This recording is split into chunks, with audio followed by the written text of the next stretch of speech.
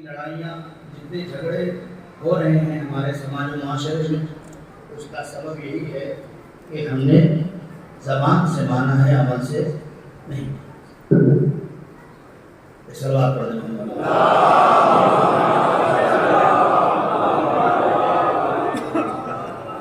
اور قرآن آیات بار بار چیخ کر، میں نے پہلے ہی مجلس میں کہا تھا کہ قرآن تلاوت کی کتاب نہیں ہے، قرآن ہدایت کی کتاب۔ یہ الگ بات ہے کہ ہم تلاوت کریں اور ہمیں ثواب مل جائے، یہ الگ بات ہے کہ ہم قرآن کے سورہ قل ہو اللہ کو 3 مرتبہ پڑھنے تو پورا قرآن پڑھنے کا ثواب مل جائے۔ ثواب قرآن لینا اور ہے، ہدایت قرآن لینا اور ہے۔ یہی وجہ ہے کہ تلاوت اللہ کو پسند ہے قرآن کی، لیکن تلاوت اگر ہدایت کے ساتھ ہو تو خود قرآن تعریف کرتا ہے اس قاری پر، لیکن قرآن ہی کی آیت ہے، میں کیا کروں؟ کہ قرآن ہی کہتا ہے کہ کبھی ایسا ہوتا ہے کہ قاری قرآن کی تلاوت تو کر رہا ہوتا ہے، لیکن خود آیت قاری پہ لعنت بھیج رہی ہوتی ہے۔ صلوات پڑھیں محمد والے۔ وہ قرآن پڑھنے والے پر لعنت بھیج رہی ہوتی ہے۔ میں نے کہا ایسا ہو سکتا ہے کہ قرآن پڑھنے والا قرآن کی آیات کی تلاوت کر رہا ہو اور اللہ کہہ رہا ہو کہ یہی آیت کی تلاوت کرنے والا، یہی تلاوت پڑھنے والا، اس کے گلے میں طور پہ لعنت پڑ جاتی ہے۔ اللہ نے کہا ہاں میں قرآن کی آیت بنا دوں گا۔ کیوں؟ جہاں لکھا ہے کہ بھائی کا حق غصب نہ کرو، ہے نا؟ تو قاری تو قرآن کی تلاوت کرنے کا شوق ہے، یہ تو بس چاہتا ہے کہ میں تلاوت کرتا جاؤں اور ثواب ملتا جائے۔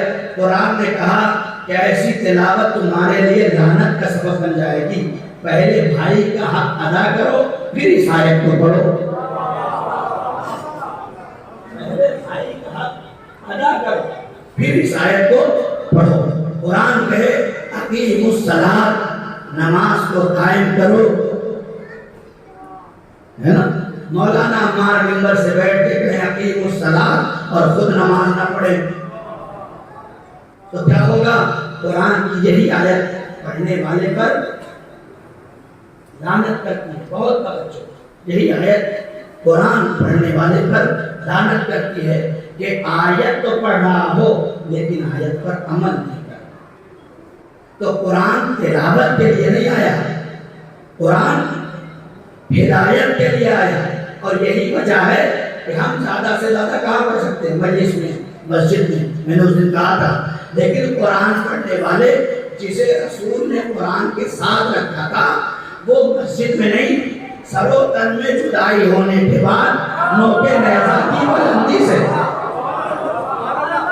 نوکے نیزہ کی بلندی سے سورہ کہف کی تلاوت کر کے بتائے گا قرآن تلاوت کی کتاب نہیں ہے، قرآن ہدایت کی کتاب ہے۔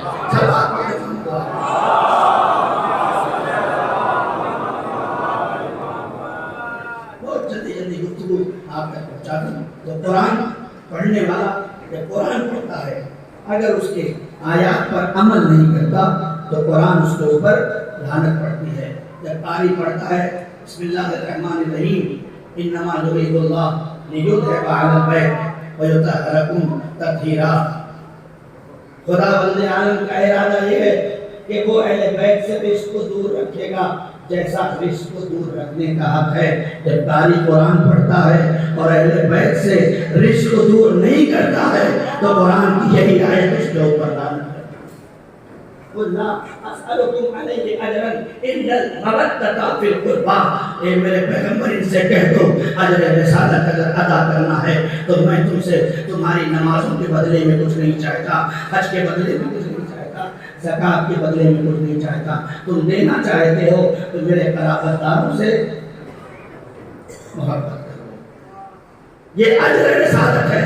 جب قاری قرآن کی اس آیت کو پڑھتا ہے اور اجر رسالت کو ادا نہیں کرتا ہے تو قرآن کی یہی آیت پڑھنے والے پر تو دعا کرتے ہیں میرے اللہ، میرے پروردگار، میرے کریم، میرے رحیم، میرے خالق، میرے مالک، ہم سب کو اتنی توفیق دے کہ ہم قرآن کو تلاوت کی کتاب نہ سمجھے، ہدایت کی کتاب سمجھنے لگے۔ صلوات پڑھ دے محمد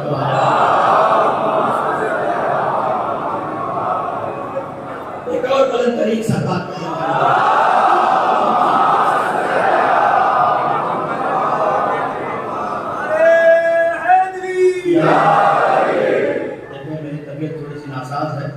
اور ایک مجلس میں پڑھ چکا ہوں، لہذا آپ کم سے کم صلوات ایسی پڑھیں کہ میرے اندر توانائی پیدا ہو۔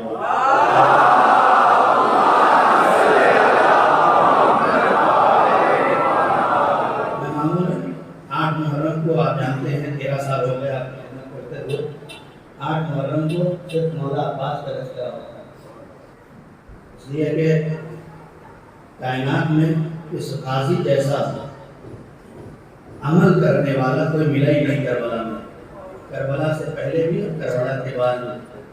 ہم عباس کو عباس قاضی اس لیے نہیں کہتے کہ علمدار تھے، ہم اس لیے نہیں مانتے کہ بہت بہادر تھے، اگر اس لیے مانتے ہو تو عقیدہ بدل دو۔ ہم عباس کو سب سے بڑا اس لیے مانتے ہیں کہ جیسے علی نے رسول کا ساتھ دیا،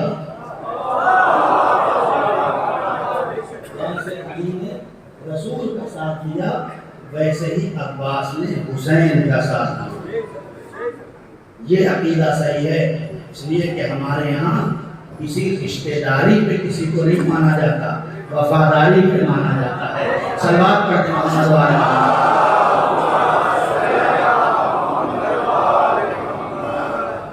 اور اسی لیے جناب عقیل سے کہا کہ عقیل میرے لیے بہادر خاندان کا انتخاب کرو، ہے نا؟ میں پڑھ چکا ہوں، میں پہلے بار بار اس کی تاکید کرنا مقصود نہیں ہے، مانگا، اس سے کہا جناب عقیل سے کیا مولائے کائنات بہادر خاندان کا گھرانہ نہیں جانتے تھے؟ جانتے تھے نا، خود انتخاب نہیں کر سکتے تھے، کر سکتے تھے، لیکن دنیا کے پاس انتخاب تو پہنچ جاتا، پیغام نہ پہنچتا۔ انتخاب تو پہنچ جاتا، پیغام نہ پہنچتا۔ پیغام یہ پہنچانا چاہ رہے تھے عقیل تم میرے بھائی صحیح، دیکھو میں کربلا کے لیے انتظام کر رہا ہوں، تم بھی تیاری کرنا شروع کرو، اس لیے کہ حسین کا ناصر بنانا ہے۔ اور یہی وجہ ہے کہ ادھر عباس تیار ہوئے، ادھر مسلم تیار ہوئے۔ صلوات پڑھتے محمد وعلیہ۔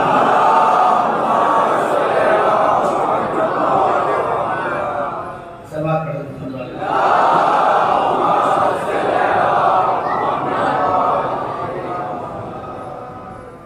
یہی وجہ ہے کہ اس انتخاب میں دنیا نے دیکھا کہ ادھر جناب عباس تیار ہوئے اور ادھر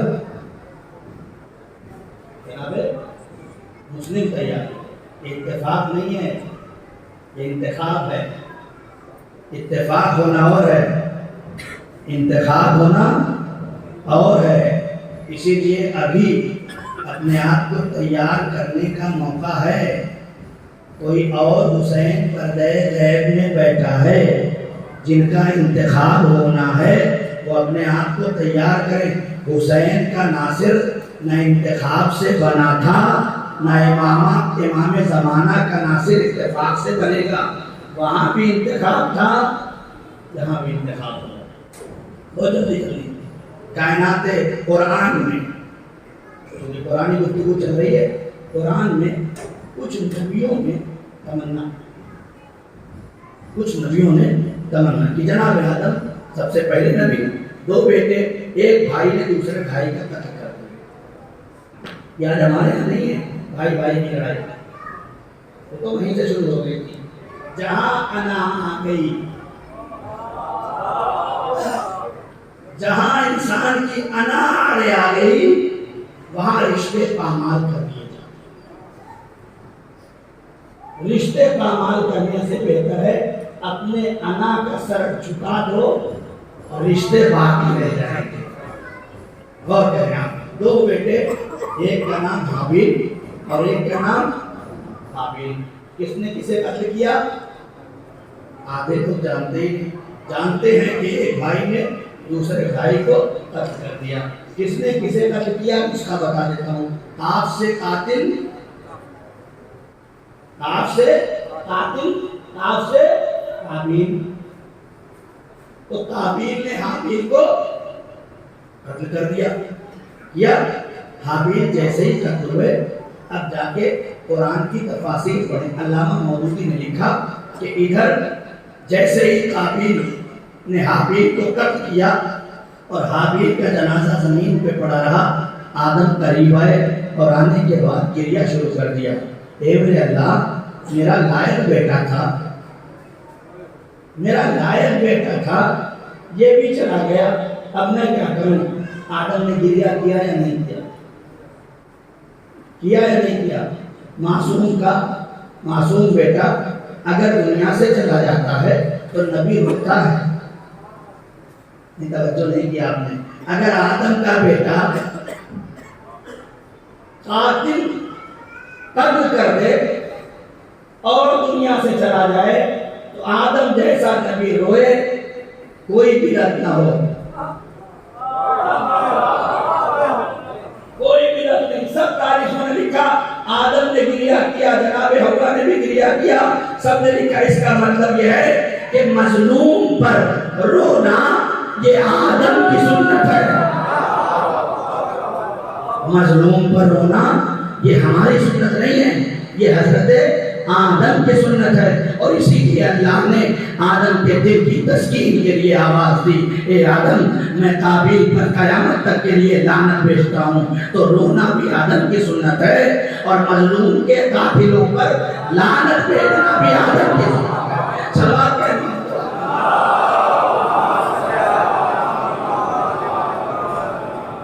جناب آدم ہوئے اور رونے کے بعد حسرت بھری نگاہوں سے آسمان کی طرف دیکھتے رہے. میرے اللہ، میرا بیٹا چلا گیا، اب کیا ہوگا؟ اللہ نے کہا آدم گھبراؤ نہیں، میں تمہیں شیش جیسا بیٹا جس سے نسل آدم چلے، میں تمہیں، آدم نے مانگا، تمنا کی، میرے اللہ میرے بعد میری نسل کیسے چلے گی، میرا سسٹم کیسے آگے بڑھے گا؟ اللہ نے کہا ہم عطا کرنے والے ہیں. کسی کے جانے پہ اتنا افسوس مت کرو، میری رحمت سے مایوس مت ہو. یہ بہت ہی اخلاقی جملہ تھا جو آپ کی خدمت میں عرض کر دیا. بڑے سے بڑے نقصان ہو جانے پر اتنا افسوس مت کرو، بلکہ اپنے خدا سے لو لگاؤ. قرآن کی آیت ہے، اعوذ باللہ من الشیطان الرجیم، ما ننسخ من آیت او ننسها نأتی. اگر کوئی نعمت اللہ لے لیتا ہے تو یا اس جیسی دیتا ہے یا اس سے بہتر عطا کرتا ہے. اگر خدا کوئی نعمت تم سے دے لیتا ہے تو تم یہ مت کہو کہ اللہ مجھے سے لینا تھا.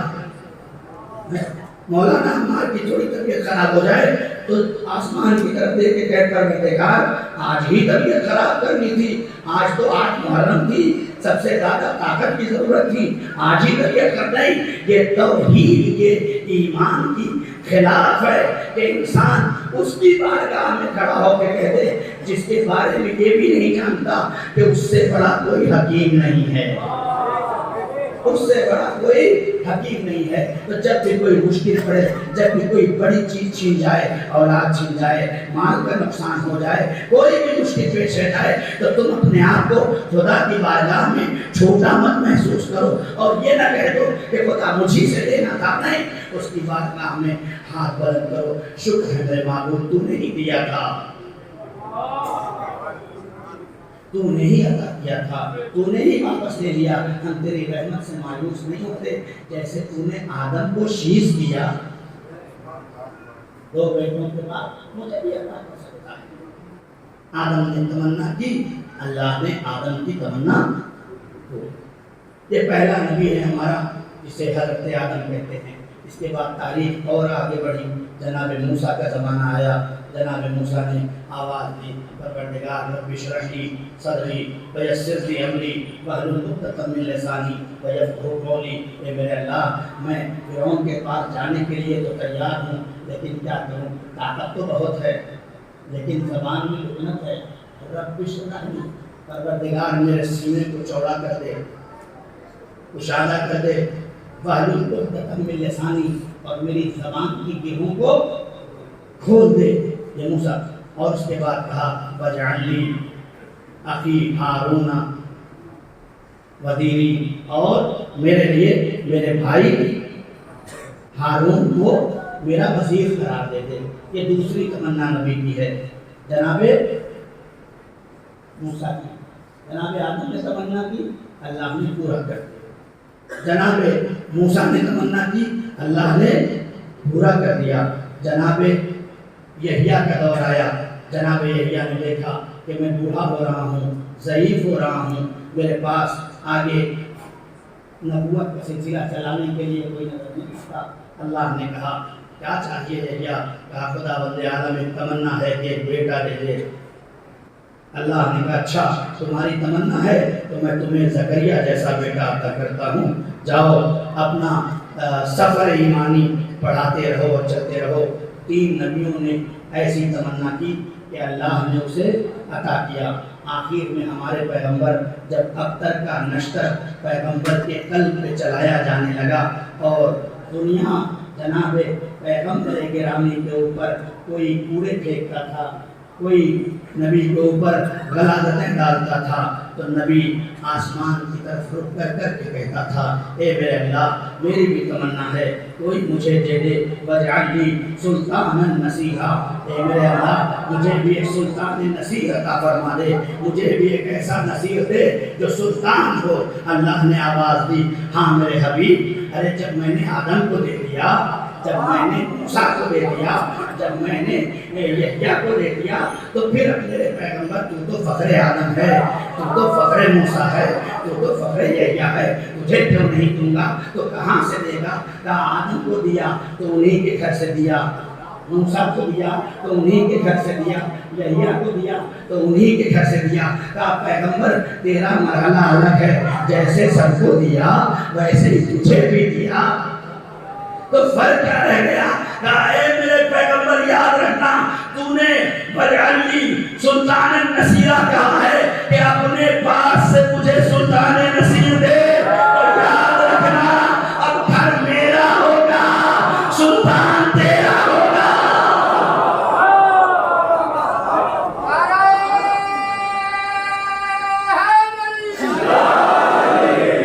وَاجْعَلْ لِي سُلْطَانًا نَصِيرًا، رب ادخلنی مدخل صدق واخرجنی مخرج صدق واجعلنی سلطانا نصیرا، اے میرے اللہ سچائی سے نکال اور سچائی سے، اے میرے اللہ واخرجنی اور مجھے نکال دے۔ اس کے بعد پیغمبر کہتے واجعلنی سلطانا نصیرا، اور مجھے سلطان نصیر عطا فرما۔ اللہ نے آواز دی دنیا کا کوئی بچہ جب بھی پیدا ہوتا ہے اپنے گھر میں پیدا ہوتا ہے، اپنے گھر میں پیدا ہوتا ہے، میں اپنا سلطان نصیر تیرے گھر میں نہیں،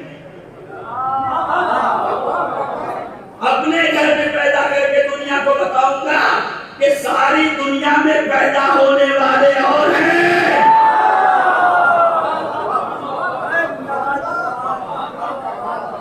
ساری دنیا میں پیدا ہونے والے اور ہیں، لیکن جسے پیغمبر کا ناصر بنایا جاتا ہے وہ اور ہے۔ ارے دنیا علی کی فضیلت کا مقابلہ کیا کرے گی؟ دنیا کا ہر انسان جس گھر میں پیدا ہو گیا وہ نجس، دنیا کے جتنے بھی انسان اگر انسان ہے اور اگر اپنے گھر میں پیدا ہوا تو وہ گھر نجس ہو گیا۔ یہ تو علی کی فضیلت کا کمال ہے، جس گھر میں علی آئے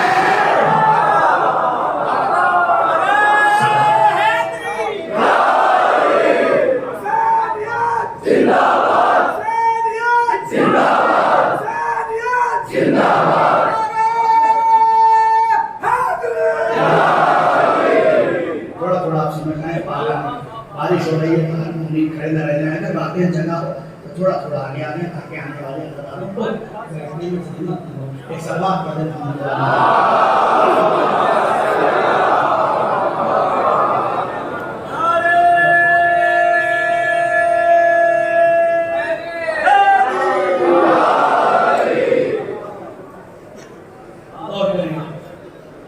پیغمبر نے حضرت بھری نگاہ سے آسمان کی طرف دیکھا، وجعلنی سلطانا نصیرا، میرے اللہ مجھے بھی ایک سلطان نصیرہ دے دے۔ اللہ نے آواز دی، میں دوں گا لیکن ذرا سا فرق کے ساتھ دوں گا۔ دنیا کا ہر انسان ہوتا ہے پیدا اپنے گھر میں تو غسل ولادت دیا جاتا ہے، گھر دھویا جاتا ہے، بلکہ مجلس میں نے یہاں پر کہا، لیکن دنیا میں علی کی فضیلت کا کمال یہ ہے کہ جو بچہ اپنے گھر میں پیدا ہوتا ہے وہ اپنے گھر کو نجس کر دیتا ہے، لیکن اللہ کا سلطان نصیر جب آتا ہے تو گھر کو نجس نہیں، کعبہ خالی کعبہ تھا جب تک علی نہیں آئے، علی کے آنے کے بعد قبلہ، علی کے آنے کے بعد قبلہ بن گیا۔ تو رسول نے ہاتھوں کو پھیلایا اور اللہ سے تمنا کی، تو آدم کی تمنا بھی قبول ہوئی، حضرت موسیٰ کی تمنا بھی قبول ہوئی، حضرت یحییٰ کی تمنا بھی قبول ہوئی، اور حضرت نبی کریم احمد مصطفیٰ محمد کی تمنا بھی قبول ہوئی، سب کی تمنا قبول ہو گئی۔ اب اس کے بعد یہ سب تمنا ایک طرف، ایک تمنا علی، ایک تمنا علی نے کی۔ تمنا کیا کی؟ آپ تو بہتر جانتے ہیں، عباس کی تمنا تھی نا، اب جملے بدل تو پتہ نہیں کیا سن رہے ہیں آپ، بھی سمجھ لیں۔ جناب آدم نے مانگا، تمنا کی، لیکن اپنے لیے مانگا۔ جناب موسیٰ نے تمنا کی لیکن اپنے لیے مانگا۔ جناب یحییٰ نے تمنا کی لیکن اپنے لیے تمنا۔ پیغمبر گرامی نے تمنا کی لیکن اپنے لیے تمنا کی۔ علی نے تمنا کی لیکن اپنے لیے نہیں۔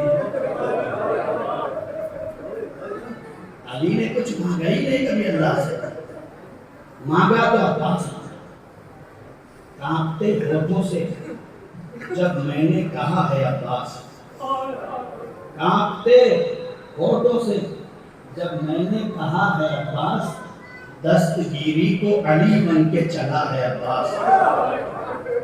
دستگیری کو میرے نوجوان اپنے بچوں کا نام صرف عباس مت رکھو، بچے کو دنیا میں آنے سے پہلے اللہ سے مانگو کہ میں عباس نام رکھوں گا۔ کیسے مانگنا ہے؟ اب علی نے بتایا، محضر حق میں مصلی پہ علی کے آنسو۔ علی نے مسجد امام میں نہیں مانگا، نماز شب میں مانگا۔ محضر حق میں جتنا بڑا سسٹم مانگنا ہوتا ہے اتنی مقدس جگہ ڈھونڈی جاتی ہے۔ اس لیے علی چاہتے تو اپنے گھر میں مانگ لیتے، نہیں، محضر حق میں مصلی پہ علی کے آنسو جمع کرتے تھے فرشتے تو بنا ہے اللہ۔ صلوات پڑھیں محمد علیہ۔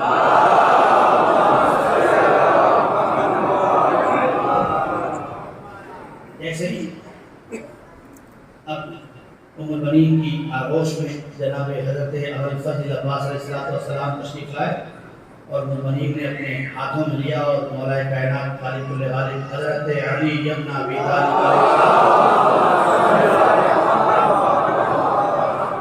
بارگاہ میں لے کے آئی ہیں، تو اچانک ہاتھوں میں ہی مولا عباس نے انگڑائی دی۔ مولا کائنات کہتے ہیں، میں اس کا نام عباس رکھتا ہوں، میں اس کا نام عباس رکھتا ہوں۔ عباس کا معنی کیا ہے پتہ؟ اسد کے معنی کیا ہے؟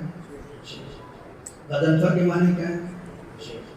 تیمم کے معنی کیا ہے؟ لیس کے معنی کیا ہے؟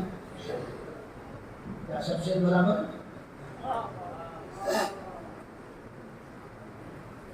آپ کو تو پتا ہونا چاہیے کم سے کم یہ، اس لیے کہ حیدر آپ کے پاس غضنفر آپ کے پاس، لیث آپ کے پاس، حیدر آپ کے پاس، زیغم آپ کے پاس، حتی عباس بھی معنی سمجھے اس کو.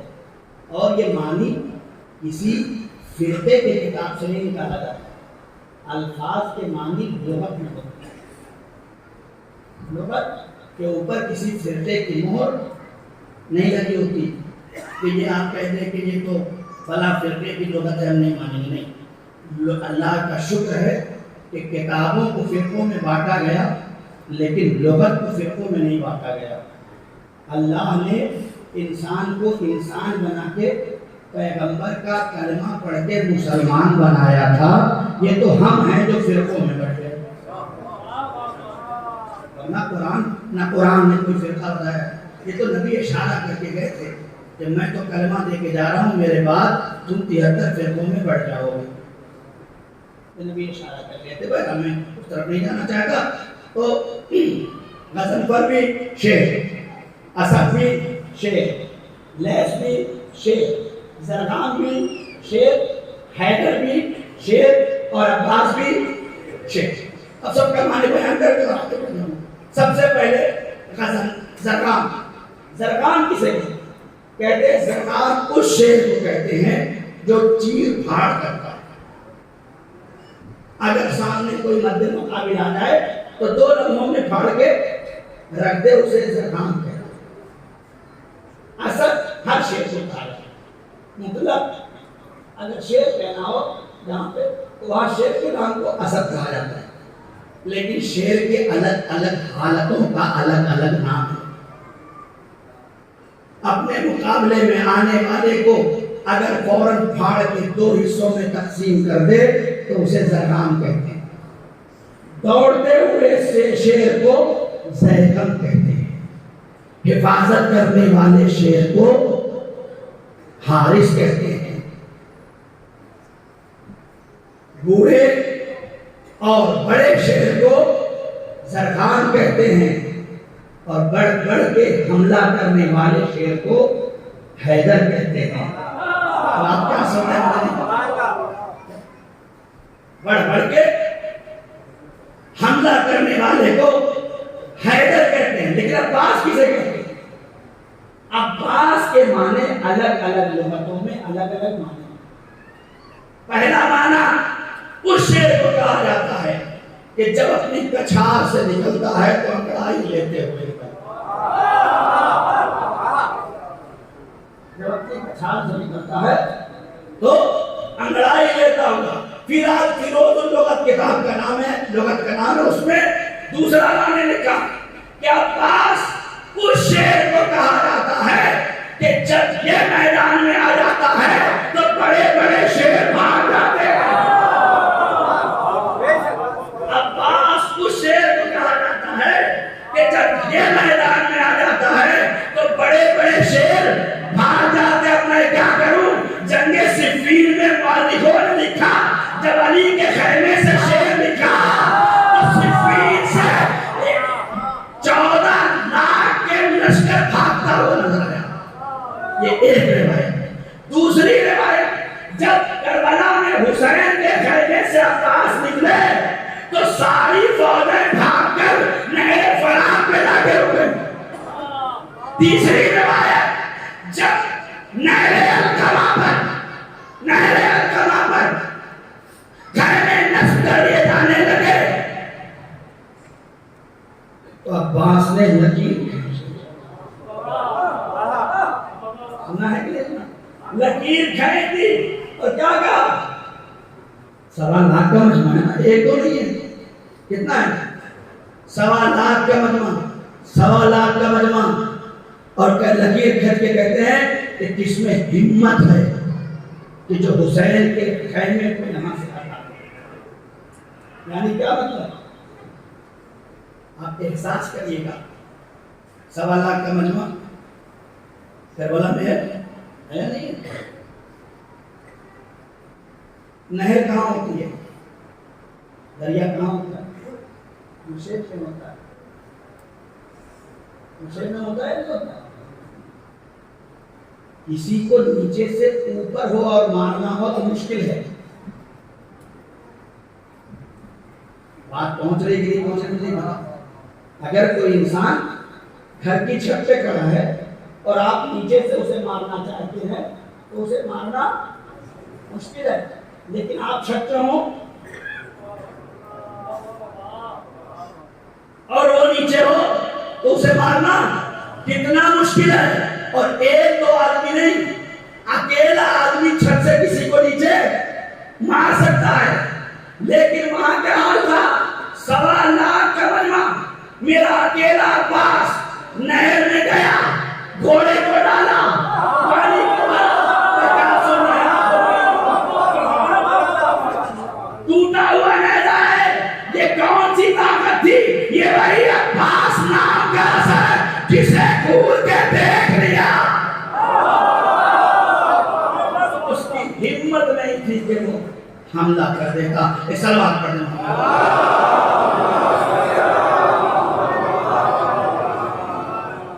یہ ہے فضیل عباس، ان کی بہادری، ان کا کمال، نام ہی رکھ دیا کیا؟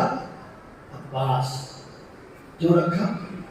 اس لیے کہ یہ حسین کا ناصر ہے۔ دیکھیں اللہ نے قرآن مجید میں ایک آیت رکھی جناب مریم سلام اللہ علیہا کے لیے، آواز دی یا مریم ان اللہ اصطفاک وطہرک واصطفاک علی نساء العالمین۔ اے میرے مریم، میں نے تمہیں چن لیا ہے، میں نے تمہارا انتخاب کر لیا ہے۔ ان اللہ اصطفاک وطہرک، خالی چنا نہیں ہے، تمہیں پاک بھی بنایا ہے نا؟ کیوں؟ اللہ کسی اور عورت کے لیے نہ انتخاب کی بات کرتا ہے نہ طہارت کی بات کرتا ہے، صرف جناب مریم کے لیے کہتا ہے ان اللہ اصطفاک وطہرک واصطفاک علی نساء العالمین۔ اور مریم صرف چنا نہیں ہے، صرف چنا نہیں ہے، صرف طاہر نہیں بنایا ہے، بلکہ دنیا کی تمام عورتوں میں تمہیں الگ کر دیا ہے۔ اس زمانے کی قرآن کی آیت، کیوں؟ جائیے قرآن سے پوچھئے، علماء کی تفاسیر میں ڈھونڈیے تو علماء کہتے ہیں چونکہ بطن مریم سے ایک ایسا بچہ وجود میں آنے والا تھا جسے عیسیٰ کہا جاتا ہے، جسے عیسیٰ پیغمبر کہا جاتا ہے۔ اس لیے اللہ نے جناب مریم کی طہارت کی بھی سند دی، چننے کا بھی سند دیا۔ کیوں؟ اس لیے کہ یہ جناب عیسیٰ کی ولادت ہوئی۔ تو میں کہوں گا پروردگار، کیا جناب عیسیٰ کے علاوہ کوئی اور نبی اپنی ماں سے وجود میں نہیں آیا؟ سارے انبیاء کا سسٹم اور وجود میں آنے کا طریقہ کار یہی رہا، تو سارے نبیوں کی ماؤں کی قسم کھا جاؤ۔ اللہ نے کہا نہیں، سب کے لیے نہیں، ساری نبیوں کی فہرست الگ، عیسیٰ کا معاملہ الگ۔ میں نے کیوں پروردگار؟ کیا اس لیے کہ مجھے آخری محمد کا، توجہ کریں، میری آخری محمد کے لیے آمادہ کرنا ہے عیسیٰ کو، کہ یہ عیسیٰ صرف محمد کے فہرست میں آنے والا نبی نہیں ہے، بلکہ محمد کے آخری بیٹے کا جب ظہور ہوگا، توجہ کریں، صرف آنے والا نہیں ہے، بلکہ جب میرے نبی کے آخری بیٹا جو پردہ غیب میں ہے وہ جب ظہور کرے گا تو یہ عیسیٰ اس کی نصرت کریں گے۔ توجہ کریں میرے عزیزوں، عیسیٰ اس کی نصرت کریں گے۔ تو چونکہ عیسیٰ ناصر امام زمان ہے، توجہ کریں، چونکہ عیسیٰ ناصر امام زمان ہے تو اللہ نے مریم، جناب مریم کو یہ شرف بخشا، آواز دی ان اللہ اصطفاک وطہرک واصطفاک علی نساء العالمین۔ اے مریم، ہم نے تمہیں چن لیا۔ میں کہوں گا جناب مریم بڑی خوش نصیب ہے کہ آپ کا ایک بیٹا امام کی ناصر کی نصرت کرنے کے لیے آگے بڑھا اور امام کا ناصر کہلائے گا۔ لیکن میں کیا کروں؟ سلام کرو اس ام البنین کو جس کا ایک بیٹا نہیں۔ صلوات پڑھتے ہیں.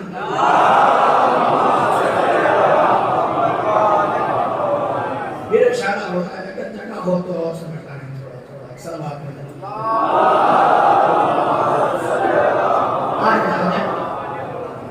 دیکھیے مولانا صاحب ہلنے کے لیے نہیں کریں, کچھ لوگ ایسے ایسے کر کے اسے مولانا صاحب سمجھتے ہل رہے ہیں. ہلنا وہ ہے اور ازادار کے لیے جگہ بنانا وہ ہے.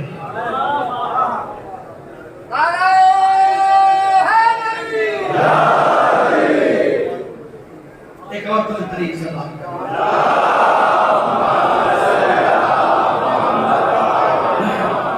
غور کریں, آپ فکر کریں. جناب مریم کو اس لیے اللہ نے یہ سب تحفے دیے, ایک بیٹا ناصر ایمان ہے. ہم کیا کریں کہ ام المنین کو اللہ نے 4 بیٹے دیے. پہلا بھی ناصر حسین, دوسرا بھی ناصر حسین, تیسرا بھی ناصر حسین, چوتھا بھی ناصر حسین. کیا کریں, یہ مزاج تو محمد کا گھرانہ لگ رہا ہے. پہلا بھی محمد, دوسرا بھی محمد, تیسرا بھی صلوات پڑھ رہے ہیں.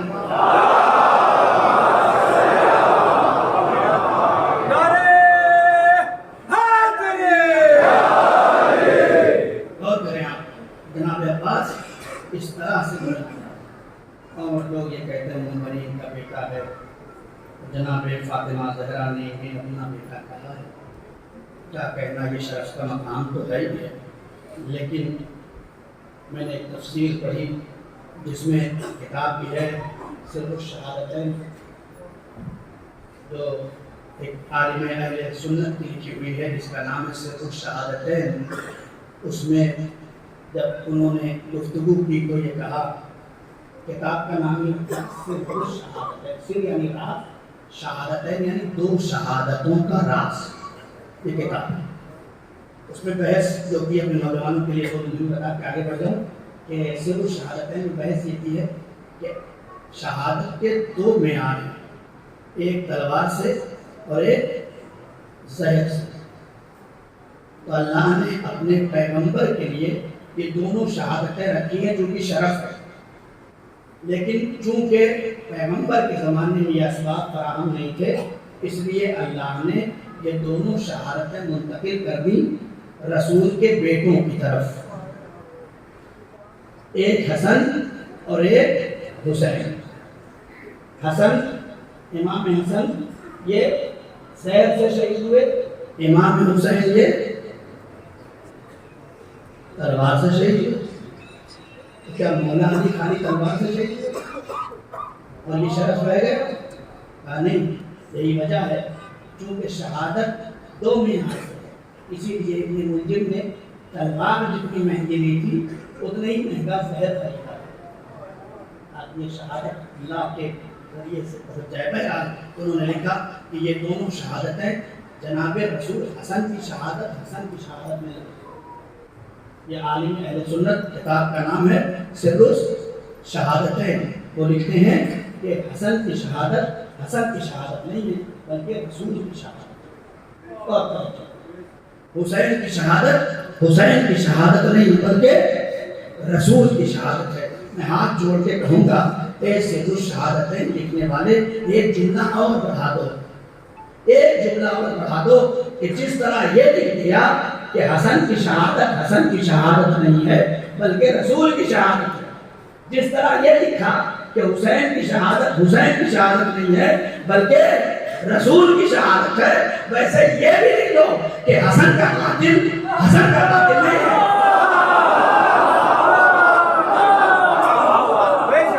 اتنا اور لکھ دو, اس میں اضافہ کر دو کہ جس طرح شہادت رسول کی ہے ویسے ہی حسن کو قتل کرنے والا حسن کا قاتل نہیں ہے, رسول کا قاتل ہے. حسین کو قتل کرنے والا حسین کا قاتل نہیں ہے, رسول کا قاتل ہے. صلوات پڑھ دیں.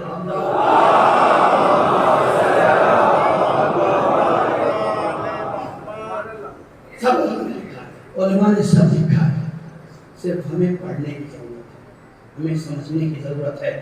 ورنہ اگر ہم آج بھی اس بات کا فیصلہ نہیں کر سکے کہ حق کیا ہے اور باطل کیا ہے تو ہمارے اس وجود میں اللہ کو عقل دینے کا کوئی فائدہ؟ اللہ نے عقل سلیم اس لیے عطا کیا ہے تاکہ تم حق بات پر عمل کر سکو، حق گوئی کر سکو، ظالم کے سامنے سر بلند کر کے کھڑے ہو جاؤ۔ ابو ذر کے سامنے حاکم شام نے کشت بھیجا، اس کے اندر کچھ مال و دولت تھے، سونے کی پوٹلیاں تھیں۔ ابو ذر کے دروازہ کھٹکھٹایا اور کھٹکھٹانے کے بعد پوچھا کون؟ کہا دربار سے آیا ہوں۔ کہا کیا لایا ہے؟ کہا پیسے لایا ہوں، مال لایا ہوں۔ کہا تو غلط دروازے پہ آ گیا، تو غلط دروازے پہ آ گیا۔ کہا کیوں؟ کہا تو یہ چاہتا ہے اور تیرا حاکم یہ چاہتا ہے کہ ابو ذر کو خرید لے گا۔ یہ پہلی غلطی ہے تیری، تو نے دو بڑی غلطیاں کر دی، تو نے دو بڑی غلطیاں کر دی۔ ایک یہ کہ یہ سوچا کہ ابو ذر چند سکوں میں بک جائے گا۔ ارے تو چند سکوں میں بک جائے وہ اہل بیت کے دروازے کا غلام نہیں ہوتا۔ یہ پہلی غلطی کہ تو نے یہ مال میرے پاس لے کر اور بیچ کر یہ بتایا کہ میں بک جاؤں گا۔ اور دوسری غلطی جو تیری ہے وہ بہت بڑی، تو یہ سمجھتا ہے کہ جو علی میرے دل میں ہے اسے ابو ذر اس مادی دنیا کے بدلے میں تیرے حوالے کر دیں گے۔ سلام پڑھے محمد۔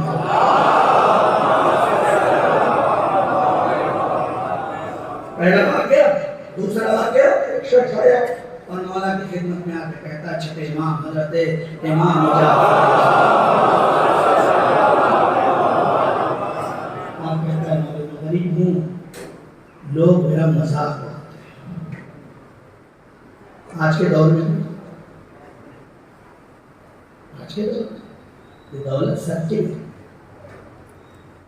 دولت سب کی ہے۔ آج میں غریب ہوں، آپ امیر ہیں، کل آپ کے بچے غریب ہوں گے، میرا بچہ امیر ہوگا۔ دو نسلوں کے بعد جو اب تک کا علماء کا تجربہ ہے اور مفکرین اقتصادیات کا تجربہ ہے کہ ہر دو نسل کے بعد غربت اور امیری بدلتی رہتی ہے۔ بس ذرا سا فرق یہ ہے کہ کچھ لوگ اس سسٹم کو برقرار رکھتے ہیں قرآنی اصولوں کی بنیاد پر، وہ انشاءاللہ کل بیان کروں گا۔ آج اسے چھوڑ دیتا ہوں، یاد رکھیے گا کہ کل ہم اپنی امیری کو یا اپنی سسٹم کو اسی جگہ کیسے روک سکتے ہیں اور غریب نہ ہونے، آگے بڑھے پیچھے نہ ہونے پائے۔ پیچھے ہونے کے راستے آج بتا دیتا ہوں، آگے بڑھنے والا کیا بتا دوں گا آج، اس لیے کہ پیچھے ہونے والا جلدی بچانا چاہیے تاکہ مومن پیچھے نہ رہ جائے۔ کسی مومن کی توہین نہ کرو، پیچھے نہیں ہو گئے۔ کسی مومن کی توہین نہ کرو، پیچھے نہیں ہو گئے۔ کسی غریب کا مذاق مت اڑاؤ، پیچھے نہیں ہو گئے۔ کسی پہلے میں بیٹھے ہوئے غریب کے کپڑے دیکھ کے منہ نہ بناؤ، پیچھے نہیں ہوں گے۔ آگے بڑھنے کے لیے یہ راستے ہیں، پیچھے ہونے کے لیے یہی راستے ہیں۔ کل بتاؤں گا اور آگے بڑھنے اور اسی سسٹم کو روکنے کے لیے آیا میں غریب ہوں، دوسرے لوگ دیکھ کے مجھے مذاق اڑاتے ہیں۔ آواز دی کہ یہ بتاؤ کہ اگر تم سے یہ کہے کہ میں پوری دنیا تمہیں دیتا ہوں اور تم اپنا علی مجھے دے دو،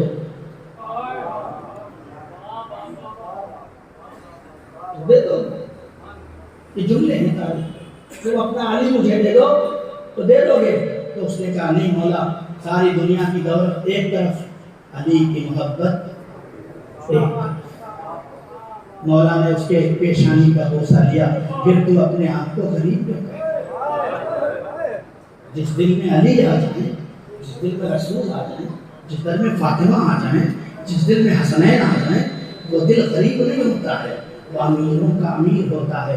تم اپنے نظام حیات کو پنجتن کی سیرت پہ چلا دو، اس سے بڑی کوئی امیری نہیں ہے۔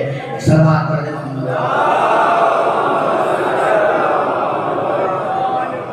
اب بات سمجھ بالکل، آپ سب رونے کے لیے بیٹھے ہوئے ہیں اور اس اس ذات پر رونے کے لیے بیٹھے ہیں جو علی کی تمنا.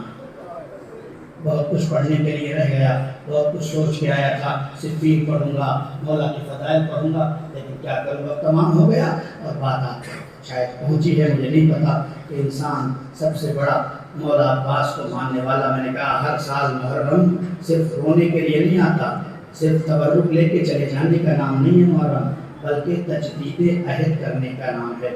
جب بھی ابھی علم آئے گا نا, علم آئے گا, آپ سب ایک عہد کرو بیٹھ کے اپنے حسین آقا سے اور حسین کی ماں سے کہ ہم عزا خانہ پنجتنی میں عہد کرتے ہیں. مولا عباس کا علم آئے گا ہاتھ رکھ کے کہ مولا آپ کو مانا ہے, آپ کی وفاداری کو مانا ہے, آپ کے غازی ہونے کو مانا ہے, نصرت حسین کو مانا ہے, آپ کی وفاؤں کا مانا ہے. تو ہم بھی یہ عہد کرتے ہیں جیسے آپ نے اپنے بھائی کو کبھی سر جھکانے پہ مجبور نہیں کیا, ہم بھی اپنے بھائی کو کبھی سر جھکانے پہ مجبور نہیں کریں گے. ہم بھی اپنے بھائی کے شانے سے شانہ ملا کے چلیں گے. تین بھائی اگر الگ الگ ہو جاتی ہیں تو طاقتیں ٹوٹ جاتی ہیں. میں وقت نہیں ختم ہو گیا ہے.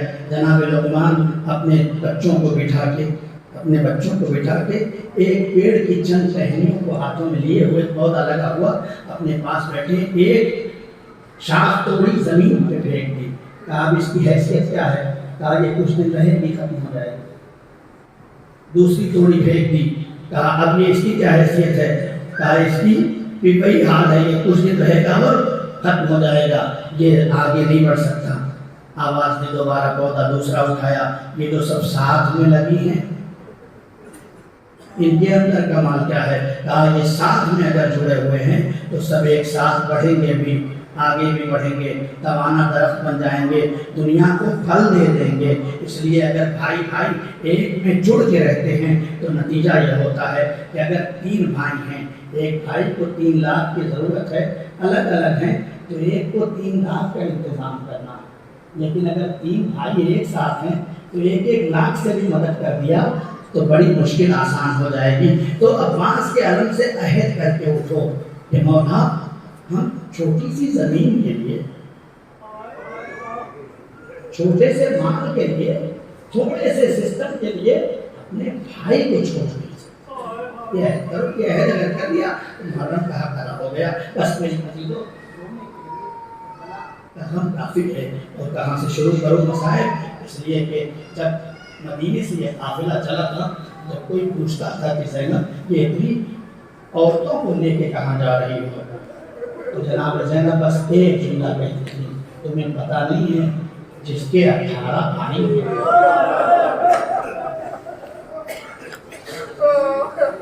جس کے 18 بھائی ہیں.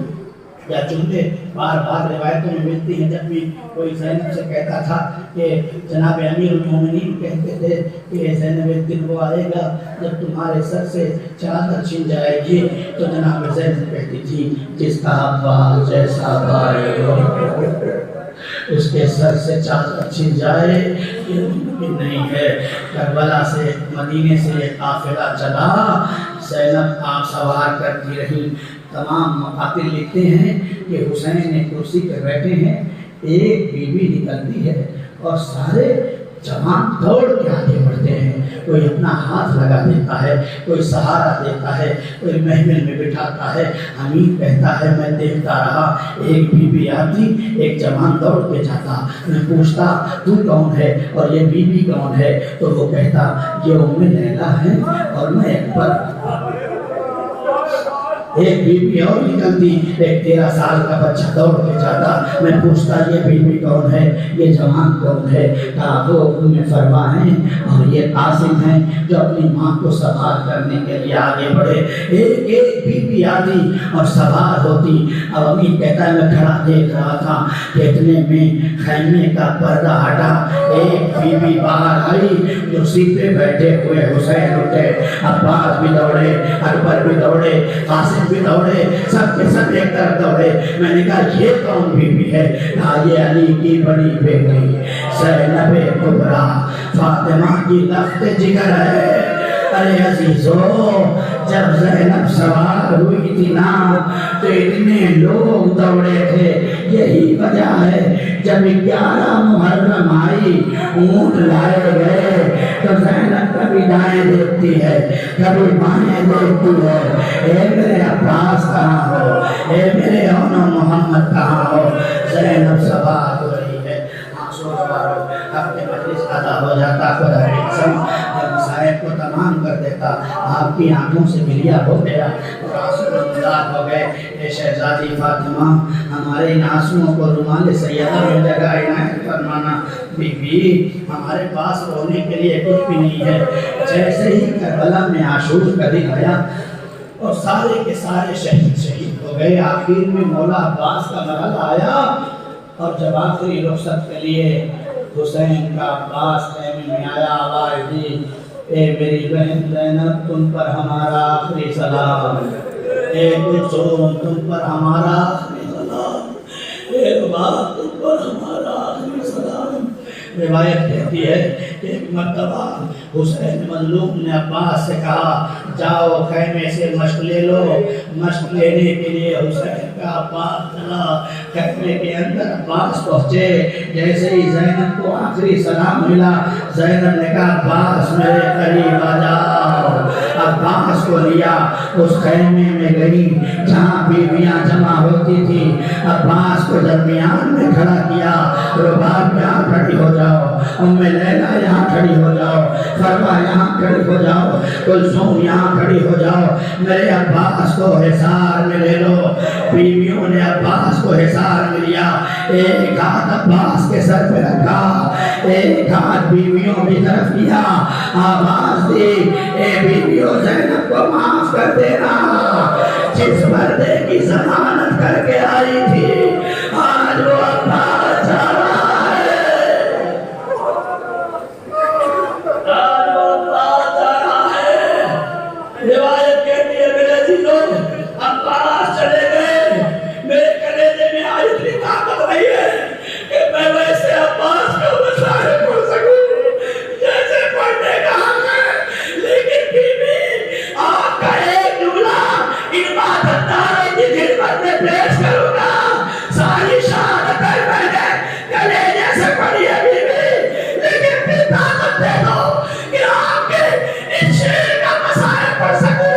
ذاکر نے مسائل پڑھا، مسائل پڑھنے کے بعد گھر چلا گیا، بستر پہ لیٹا، لیٹنے کے بعد آنکھ لگ گئی، بیوی خواب میں آ گئی، اے ذاکر تو نے میرے عباس کا مسائل نہیں پڑھا، اے ذاکر تو نے میرے عباس کا مسائل نہیں پڑھا، اے بیوی میں نے پڑھا ہے عباس کا مسائل، نہیں نہیں میرے عباس کا ایک مسائل ضرور پڑھا کرو۔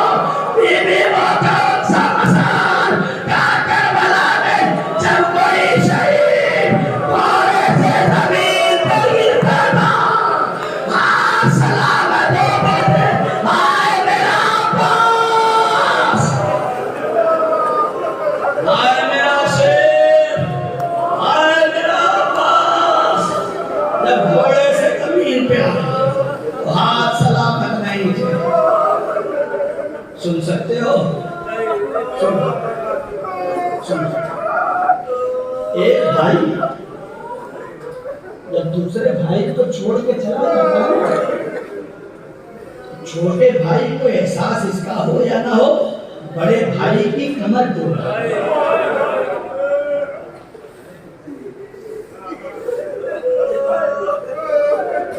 جب کسی کا بڑا نقصان ہوتا ہے نا تو کیا کہتے ہیں، اس کی کمر ٹوٹ گئی ہے۔ بڑا نقصان کسی کا ہو جاتا ہے کیا کہتے ہیں، اس کی کمر ٹوٹ گئی۔ حسین بھی کربلا میں یہی کہتے ہیں،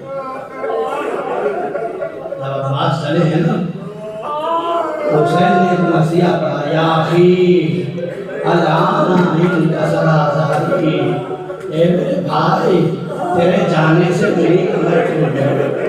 اکبر میرے قریب آؤ، اکبر یہاں کرسی لگاؤ، اکبر بیٹھو، اکبر میری آنکھوں سے وہ منظر دکھائی دے کہ میں عباس کو جاتا نہر فرات تک دیکھ سکوں۔ اکبر تم بتاتے جاؤ میرے عباس کی کیفیت کیا ہے۔ عباس چلے، اکبر کہتے ہیں بابا علم بہت تیزی سے جا رہا ہے۔ ابھی علم برآمد ہوگا نا، احترام سے ہاتھ رکھیے گا اور عہد کریے گا، عہد کریے گا تاکہ مولا عباس کی روح خوش ہو جائے۔ آقا آقا اے بابا علم بہت تیزی سے جا رہا ہے۔ حسین کہتے ہیں الحمدللہ۔ اکبر کہتے ہیں بابا علم نہر فرات کی جانب جا رہا ہے۔ حسین کہتے ہیں الحمدللہ۔ اکبر کہتے ہیں بابا علم ترائی میں اتر رہا ہے۔ حسین کہتے ہیں شکرن للہ۔